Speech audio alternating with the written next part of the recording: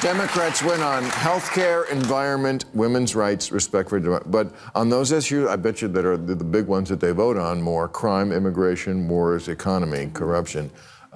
So that's the takeaway there. The only thing the Democratic Party stands for today is opposition to Donald Trump. Yeah. And I just read Kamala Harris's new book, 107 No, Days. you didn't. I did? No, you didn't. When they ask who has a better plan, Republicans crushing it on crime, immigration, wars, the economy, even corruption.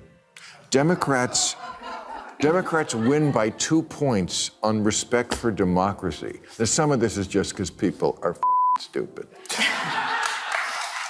Kamala Harris just released her new book, A Post-Election Autopsy, where, unsurprisingly, she's never the one to blame. Each chapter oozes with half-truths, self-pity, and the kind of woke jargon that sounds deep until you actually read it twice. Then along comes Bill Maher, the anti-woke gladiator himself, slicing through her excuses with surgical sarcasm. He dismantled Harris' narrative piece by piece, exposing her as what she'd become: a detached, performative politician masquerading as a thinker. Buckle up, this one going to leave a mark. Perpetuating victimhood, especially when it's false, is not a great advertisement for leadership. Kamala Harris's new memoir of the 24 election is called 107 Days, but it should have been called Everyone Sucks But Me.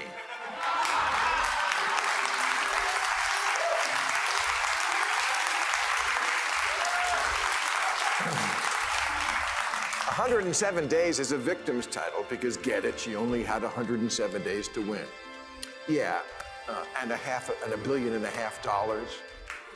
a built-in army of about 75 million people who'd vote for any human-adjacent life form that wasn't Trump. Bill Maher opened his takedown by mocking Kamala Harris' book title, 107 Days. To him, that number perfectly captured her trademark spin, painting herself as the poor victim who just didn't have enough time. But Maher wasn't buying it for a second. He reminded viewers that Harris had one of the biggest campaign war chests in modern politics, non-stop cheerleading from the mainstream media, and roughly 75 million voters ready to back anything with AD beside it. So blaming the clock isn't just dishonest, it's downright hilarious. As Maher put it, Harris didn't lose because she lacked time. She lost because, even with every advantage, she still couldn't connect. In 107 days, nothing is ever Kamala's fault. Biden lets her down by not stepping down sooner. Pouty face emoji. Gavin Newsom, he was asked for his endorsement, but texted, "Hiking, we'll call back." But then never did. And then he didn't even ask her to prom. America itself lets Kamala down by not being ready for the running mate she really wanted, Pete Buttigieg.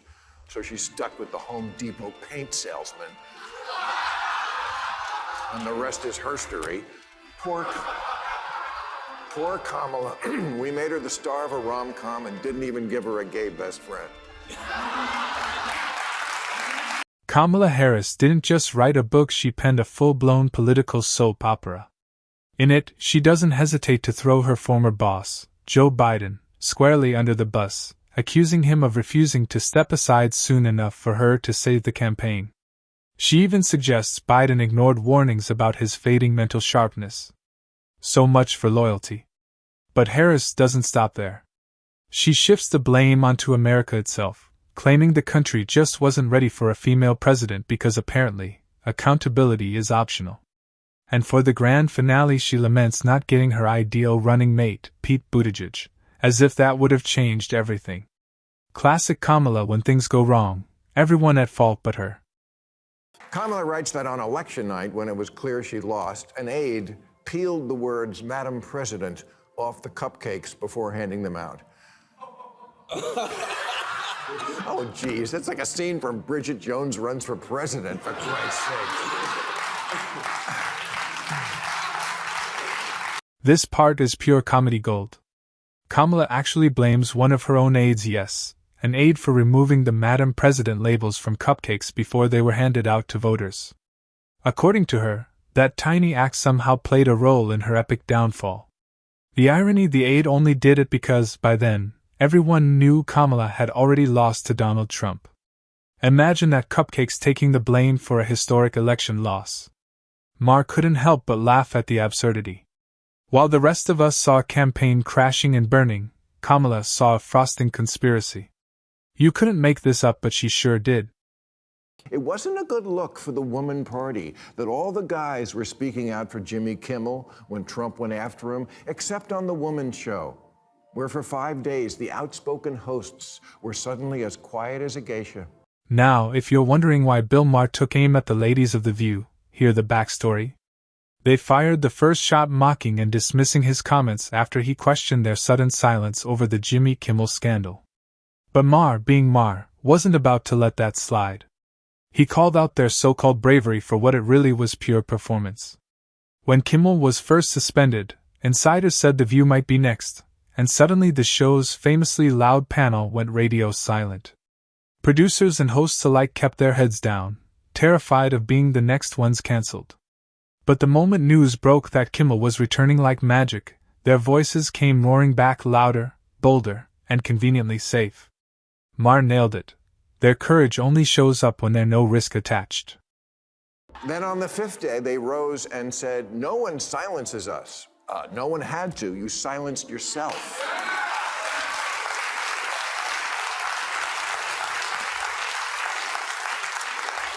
Whoopi Goldberg continued, "Did you all really think we weren't going to talk about Jimmy Kimmel?" No, I thought you would, but then you didn't.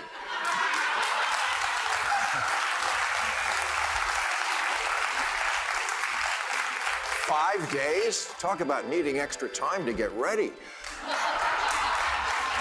And if you can't take a breath and laugh at that, you're making my point for me." Sunny Hostin, Whoopi Goldberg, and Ana Navarro are masterclasses in selective courage, bold when it's easy, silent when it counts.